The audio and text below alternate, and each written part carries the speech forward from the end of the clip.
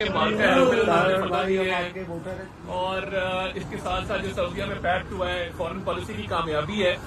جو لوگ اس کے خلاف پروٹیسٹ کرتے ہیں میرا خیال ہے کہ یہ لوگ پاکستان کے نوشل کے اگینسٹ ہیں, کیونکہ اس وقت پروٹیسٹ کر رہا ہے تو انڈیا کر رہا ہے, اور انڈیا کے ساتھ یہ لوگ پروٹیسٹ کر رہے ہیں تو آپ آئیڈیالوجی جان سکتے ہیں. پاکستان کے لوگ آپ پہ لانتے کیوں بھیج رہے ہیں؟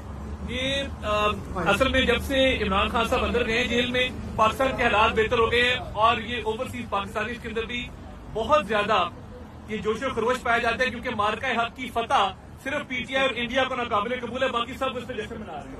زندہ باد زندہ باد.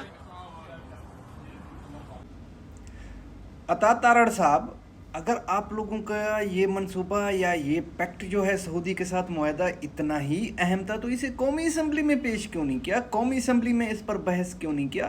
اپوزیشن کو چھوڑو, اپنے اتحادیوں سے بھی آپ لوگوں نے رابطہ نہیں کیا, اپنے اتحادیوں کو بھی اس پر اعتماد میں نہیں لیا آپ لوگوں نے. تو